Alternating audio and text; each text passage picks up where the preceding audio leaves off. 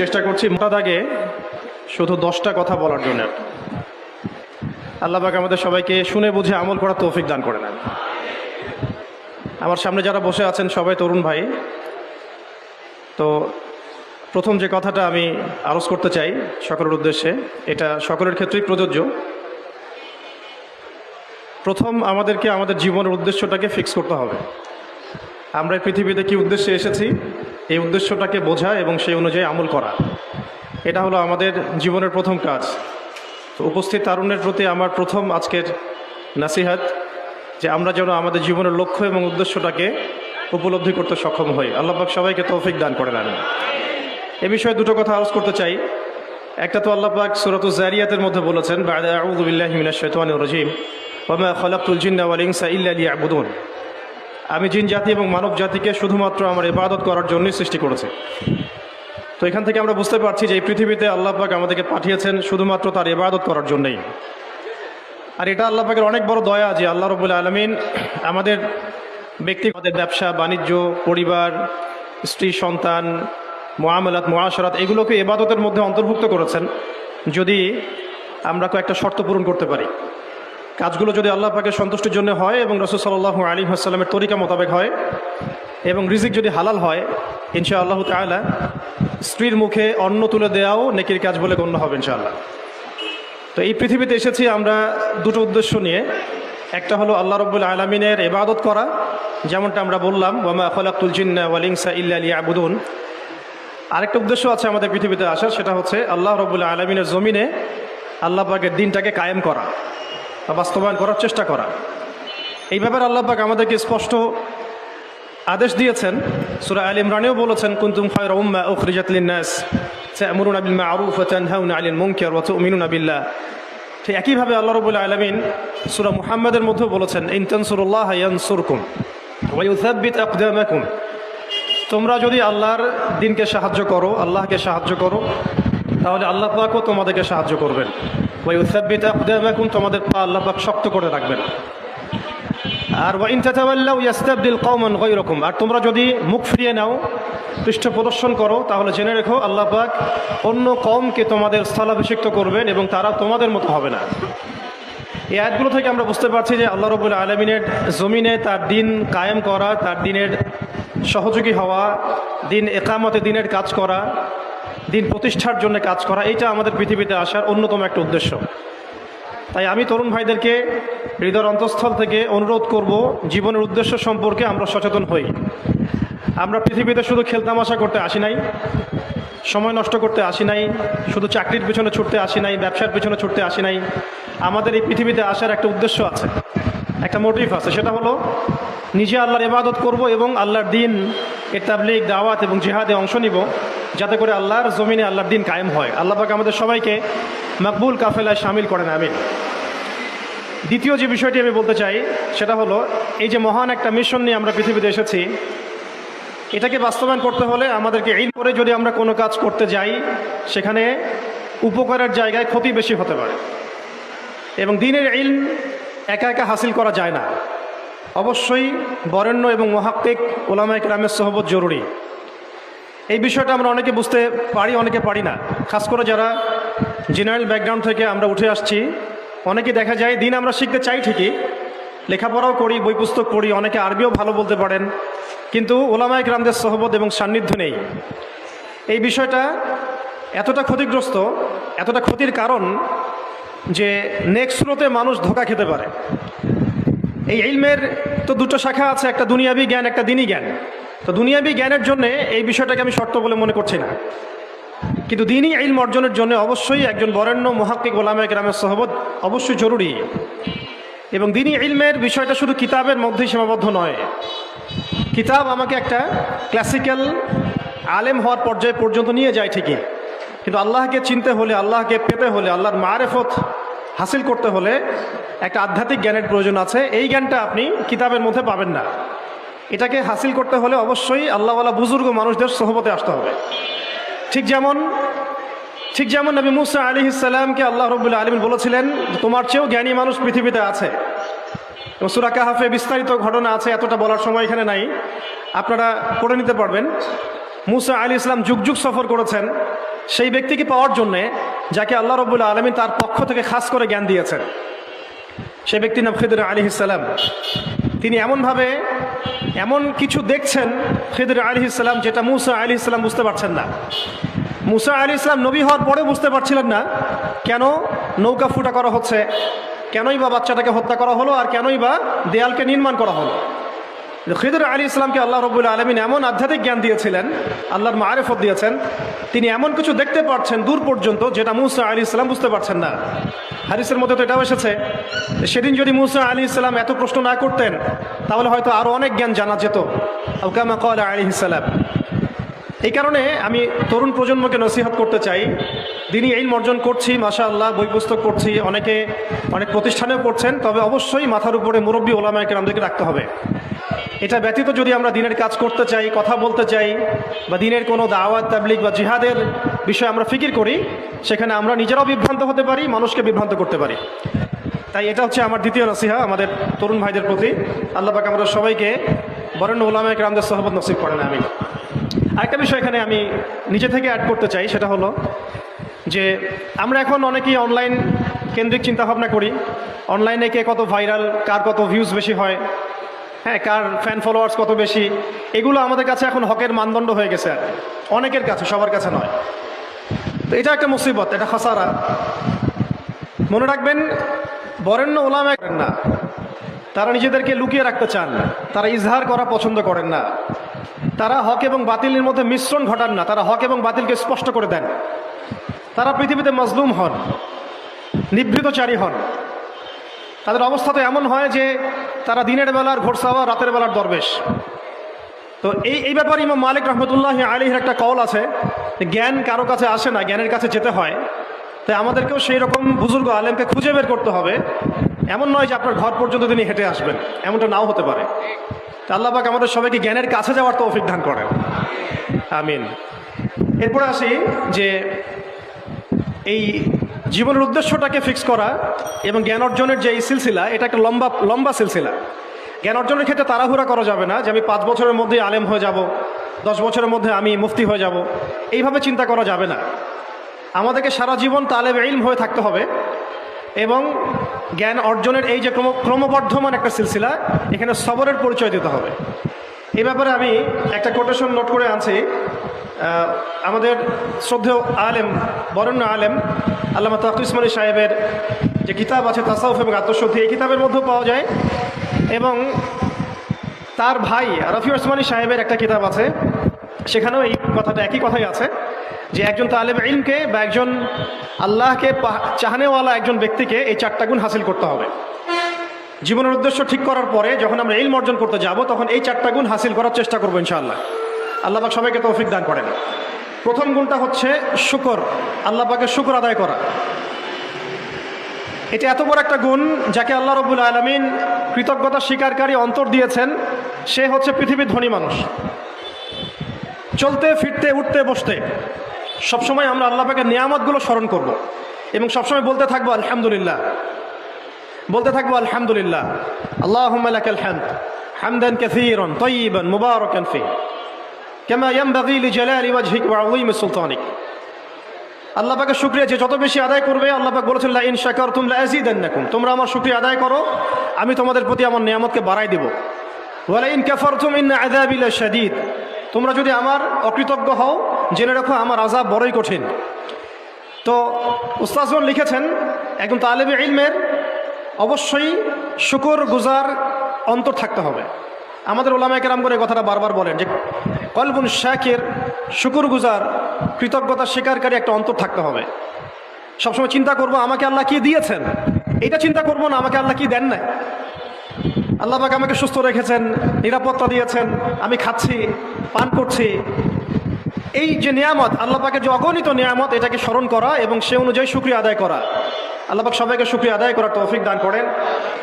এই যে 4টা ওজিফার কথা বলা হচ্ছে, এটা কিন্তু থানভী রহমতুল্লাহ আলাইহি তার যে খলিফা ডক্টর আব্দুল হাই মোহাম্মদ আরেফি রহমতুল্লাহ আলী তাকে দিয়েছিলেন, তিনি তার ছাত্রদেরকে দিয়েছিলেন।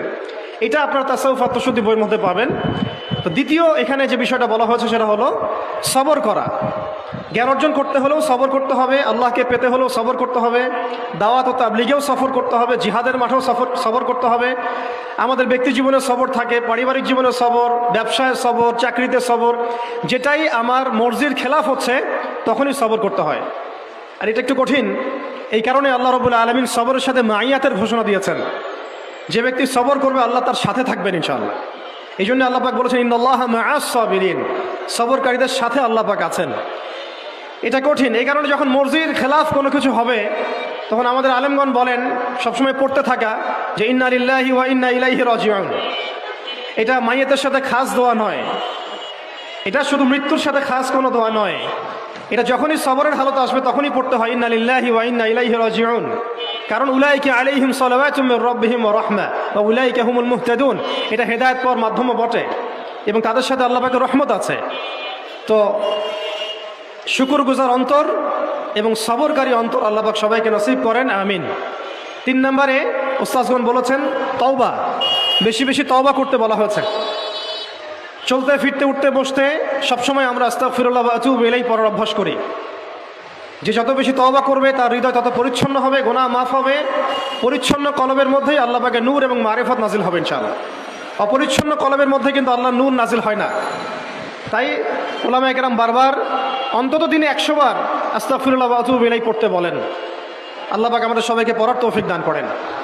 আর 4 নম্বর যেটা এই কিতাবে এসেছে সেটা হচ্ছে ইস্তেআযা, অর্থাৎ ভবিষ্যতের কোনো বিষয়ের জন্য আমাদের যদি আশঙ্কা সৃষ্টি হয়, না জানি এটা আমার উপর বিপদ আসবে কিনা, ভয়, আশঙ্কা, আতঙ্ক, এই বিষয়গুলো যদি আমাদের ভিতরে আসে, অর্থাৎ ভবিষ্যৎ নিয়ে কোনো শঙ্কা, তখন বেশি বেশি আল্লাহর কাছে আশ্রয় প্রার্থনা করতে বলা হয়েছে।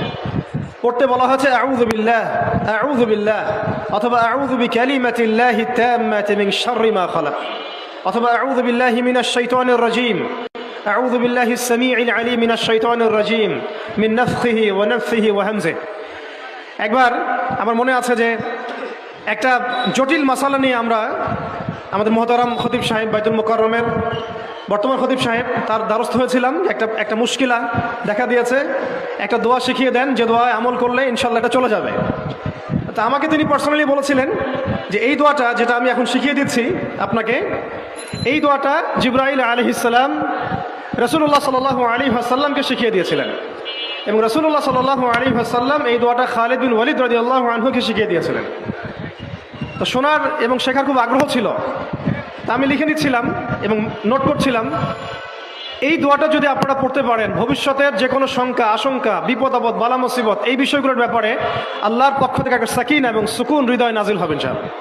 একটু বড়, যেহেতু এখানে তালেবে ইলমগণ অনেক, তারা তো শুনলেই মুখস্থ করতে পারবেন, তাই আমি নোট করে আনছি। এবং জ্ঞান তো লুকিয়ে রেখেও লাভ নাই, প্রচার করলেই লাভ, আপনারা আমল করলে আমি নাকি পাবো ইনশাআল্লাহ। তো এই দোয়াটা হচ্ছে আউযু বিকালিমাতিল্লাহি তাম্মাতিল্লাতি লা ইউজাবিজুহুন্না বাররুন ওয়ালা ফাজির মিন শাররি মা খালাকা ওয়া যারআ ওয়া বারআ ওয়া মিন শাররি মা ইয়ানজিলু মিনাস সামাই ওয়া মা ইয়া'রুজু ফিহা ওয়া মিন শাররি মা যারআ ফিল আরদি ওয়া মা ইয়াখরুজু মিনহা ওয়া মিন শাররি ফিতানিল লাইলি ওয়ান নাহার ওয়া মিন শাররি খায়রিন ইয়া রাহমান। এই দোয়াটার উপর আমল করতে থাকেন, দেখেন ভবিষ্যতের আশঙ্কা দূর হয়ে যাবে ইনশাআল্লাহ। আল্লাহ পাক আমাদের সবাইকে 4টা গুণ হাসিল করার তৌফিক দান করেন। এইগুলো লম্বা কথা বলা যায়, আমি সংক্ষিপ্ত করে বললাম যে আল্লাহ পাক আমাদেরকে জীবনের উদ্দেশ্যটাকে ফিক্স করার তৌফিক দান করেন, যে আমরা পৃথিবীতে এসেছি আল্লাহর ইবাদত করতে এবং তার দিন কায়েম করতে। এবং এই মিশনে আমাদের প্রথম দরকার হচ্ছে দ্বীনি ইলম অর্জন করা, এবং এটা একটা লম্বা সিলসিলা, এই ব্যাপারে তাড়াহুড়া না করা। এবং 3 নম্বর, বুজুর্গ ওলামা ইকরামদের সোহবতে থেকে দিনের জ্ঞান হাসিল করা। এতে করে জ্ঞানের সাথে সাথে আধ্যাত্মিকত্ব হাসিল হবে ইনশাআল্লাহ। আর আধ্যাত্মিকত্ব হাসিল না হলে বাইরের চোখ দিয়ে যদি আমরা দেখি, তাহলে এই বিশ্বটাকে চিনতে, বুঝতে এবং সমাধান বের করতে আমরা বেগ পাবো। এবং কোনো কোনো ক্ষেত্রে আমরা সত্যকে মিথ্যা মনে করতে পারি, মিথ্যাকে সত্য মনে করতে পারি। আল্লাহ পাক আমাদের খিদির আলাইহিস সালামের দৃষ্টিভঙ্গি দান করেন, আমিন। আর 4 নম্বর, প্রত্যেক তালেব ইলমের এবং যারা আল্লাহর পথের সেনানী হতে চান বা হতে চাই, আমরা মুজাহিদ হতে চাই, মুবাল্লিগ হতে চাই, মুহাদ্দিস হতে চাই, বা দ্বীনের পথে আমরা শহীদ হতে চাই, এই তামান্না যাদের আছে তাদেরকে 4টা গুণ হাসিল করতেই হবে। আল্লাহ পাক তৌফিক দান করেন। 1 নম্বর শুকর, 2 নম্বর সবর, 3 নম্বর তওবা এবং 4 নম্বর ইস্তেআযা বা আশ্রয় প্রার্থনা। আবার বলছি, 1 নম্বর শুকর, বেশি বেশি শুকরিয়া আদায় করা, 2 নম্বর সবর করা, 3 নম্বর হচ্ছে পূর্বের পাপের জন্য তওবা করা, এবং যখনই পাপ হবে তখনই তওবা করা। ওলামায়ে কেরামগণ বলেন যে সকাল সন্ধ্যায় সাইয়্যিদুল ইস্তেগফার কখনো না ছাড়া, সকাল সন্ধ্যা সাইয়্যিদুল ইস্তেগফার কোনো অবস্থায় যেন না ছাড়া। এটা নিশ্চয়ই আপনাদের মুখস্থ আছে। আল্লাহুম্মা আনতা রাব্বি লা ইলাহা ইল্লা আনতা খালাকতানি আনা আবদুক ওয়া আনা আলা আহদিকা ওয়া ওয়া'দিক মাসতাতা'তু আউযু বিকা মিন শাররি মা সানা'তু আবু'ু লাকা বিনি'মাতিকা আলাইয়া ওয়া আবু'ু বিযানবি ফাগফির লি ফাইন্নাহু লা ইয়াগফিরু যুনুবা ইল্লা আনতা। এই দোয়াটা কখনো না ছাড়া। এবং যখন পূর্বের কোনো পাপের কথা মনে হয় যে এতদিন আগে আমার একটা পাপ হয়ে গিয়েছিল, মনটা একটু খারাপ হতে পারে, চোখে পানি আসতে পারে, ইমিডিয়েটলি পড়তে বলা হচ্ছে আস্তাগফিরুল্লাহ ওয়া আতুবু ইলাইহি, আস্তাগফিরুল্লাহ ওয়া আতুবু ইলাইহি। আল্লাহ পাক সবাইকে খাস তওবা করার তৌফিক দান করেন। এবং 4 নম্বর হচ্ছে আমাদের জন্য জরুরি, সেটা হলো ইস্তেআযা বা আল্লাহ পাকের কাছে আশ্রয় প্রার্থনা করা। আল্লাহ রাব্বুল আলামিন আমাদের সবাইকে তার কাছে আশ্রয় প্রার্থনা করার তৌফিক নসিব করেন, আমিন। ওকে, আচ্ছা, আমরা সংক্ষিপ্ত করে শেষ করে দিচ্ছি।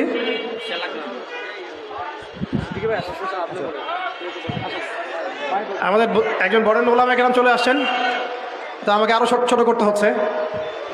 আসসালামু আলাইকুম।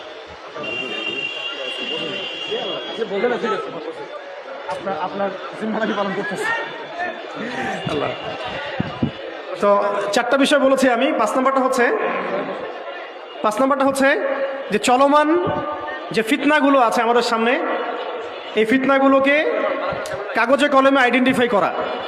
আমি সহজ করে দিই আপনাদের জন্য। আমাদের সামনে ফিতনাগুলো কয়েকটা ক্ষেত্রে বিভক্ত। একটা হচ্ছে ব্যক্তিগত ক্ষেত্রে ফিতনা, একটা হলো আমাদের শিক্ষা ক্ষেত্রের ফিতনা, একটা হলো আমাদের অর্থনৈতিক ক্ষেত্রের ফিতনা, একটা হলো সাংস্কৃতিক ক্ষেত্রের ফিতনা, একটা পারিবারিক ক্ষেত্রে এবং একটা রাষ্ট্রীয় ক্ষেত্রে, এবং এর চেয়ে বড় পরিসরে আছে বৈশ্বিক ক্ষেত্রে কিছু ফিতনা। এই ফিতনাগুলোকে আমাদেরকে কাগজে কলমে এবং আল্লাহর নূর দিয়ে, কোরআন সুন্নাহর চোখ দিয়ে আইডেন্টিফাই করতে হবে এবং সেগুলোকে সমাধানের পথ খুঁজে বের করতে হবে। আল্লাহ পাক আমাদের সবাইকে তৌফিক দান করেন, আমিন। 6 নম্বর হচ্ছে যে আমাদের যে গন্তব্য যে আমরা চাই আল্লাহর জমিনে দিন কায়েম হোক, এই গন্তব্যে ইস্তেকামাহ ধরে রাখা বা ধারাবাহিকতা বজায় রাখা। এমন যেন না হয় যে আমাদের কিছুদিনের কাজ খুব গতিসম্পন্ন হচ্ছে এবং বাকি কাজ মন্থর হচ্ছে, এমনটা যেন না হয়। সিরাতের সুন্নতে নবী সাল্লাল্লাহু আলাইহি ওয়াসাল্লাম যেভাবে দীর্ঘ 23 বছর তার দাওয়াত এবং জিহাদের মিশন চালিয়েছেন, এইভাবে আমরা যেন আমাদের এই গন্তব্যটাকে হাসিল করতে পারি এবং সবর বজায় রাখি, ইস্তেকামা ধরে রাখি, আধ্যাত্মিকতা ধরে রাখি এবং যা জানি তার উপর আমল করার চেষ্টা করি, সুন্নাহ ভিত্তিক জীবনযাপন করার চেষ্টা করি। আল্লাহ পাক সবাইকে তৌফিক দান করেন, আমিন। 7 নম্বর দরকার হচ্ছে আমাদের হালাল রিজিক। যদি রিজিকটা আমাদের হালাল না হয়, তাহলে এই যে এত বড় বড় কথা বলছি বা এত বড় স্বপ্ন দেখছি, এগুলো কিন্তু ভাই আসলে বাস্তবায়ন করা খুব কঠিন হবে। কোনো কোনো ক্ষেত্রে হয়তো সম্ভবও হবে না। ইন্নাল্লাহা তাইয়্যিব লা ইয়াকবালু ইল্লা তাইয়্যিব। আল্লাহ পাক পবিত্র, তিনি পবিত্র ছাড়া কিছু কবুল করেন না। আর এখন রিজিকের মধ্যে যত ফিতনা, সুদের ফিতনা আছে, ঘুষের ফিতনা, দুর্নীতির ফিতনা, কাগজের টাকার হারামের কিছু ফিতনা চলে আসছে এর ভিতরেও, ক্রিপ্টোকারেন্সির ফিতনা আসতেছে সামনে। এছাড়া আছে আমাদের মার্কেটের সিন্ডিকেট, পণ্য মজুত করা, মাপে কম দেয়া, মানে হারাম খাওয়ার যতগুলো অপশন আছে, আমার মনে হয় এই জামানায়, এই যুগে এটা সবচেয়ে বেশি উন্মুক্ত আমাদের সামনে। তো হারাম খাওয়া সহজ, হালালে চলা একটু কঠিন, তবে হালাল খাওয়াটা অসম্ভব নয়। আল্লাহ পাক সূরা তালাকের মধ্যে বলেছেন, ওয়া মান ইয়াত্তাকিল্লাহা ইয়াজআল লাহু মাখরাজা। যে ব্যক্তি আল্লাহকে ভয় করে, আল্লাহ পাক তার জন্য রাস্তা বের করে দেন। ওয়া ইয়ারযুকহু মিন হাইসু লা ইয়াহতাসিব। এবং এমন উৎস থেকে আল্লাহ পাক তাকে রিজিক দেন যা সে কখনো কল্পনাও করে নাই। আল্লাহ পাক আমরা সবাইকে হালাল খাবার তৌফিক দান করেন, আমিন।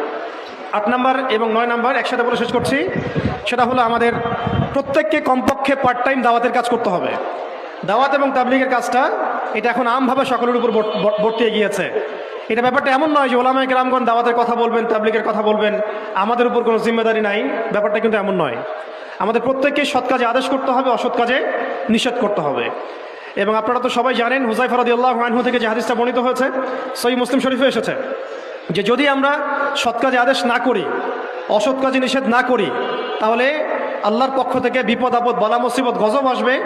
এই সময় ওই কম দোয়া করবে, কিন্তু এই দোয়া আল্লাহর দরবারে কবুল হবে না। তাই আল্লাহ রাব্বুল আলামিন আমাদের সবাইকে সৎ কাজে আদেশ করার তৌফিক দান করেন, অসৎ কাজে নিষেধ করার তৌফিক দান করেন, হালাল খাওয়ার তৌফিক দান করেন এবং দাওয়াত ও তাবলীগের সবাইকে এই মেহনতে যুক্ত থাকার তৌফিক দান করেন। আর সর্বশেষ যে কথাটা বলতে চাই সেটা হলো, এই দিন কায়েমের যে স্বপ্ন, এই স্বপ্নে আমাদের সবার দাওয়াতের সাথে জিহাদের তামান্না থাকতে হবে, শাহাদাতের মৌতের তামান্না থাকতে হবে। আমি আবারও রিপিট করছি, এই মিশনে আমাদের সবাইকে দাওয়াত এবং শাহাদাতের তামান্না থাকতে হবে। হাদিসে স্পষ্ট এসেছে, যে ব্যক্তি জিহাদ করে না বা জিহাদের আকাঙ্ক্ষাও করে না, যে ব্যক্তি জিহাদ করে না এবং জিহাদের আকাঙ্ক্ষাও কখনো করে না, সে ব্যক্তি যেন মুনাফিকের মৃত্যুর একটা শাখার উপর মৃত্যুবরণ করলো। আল্লাহ পাক আমাদের সবাইকে নেফাকি থেকে হেফাজত করেন, আমিন।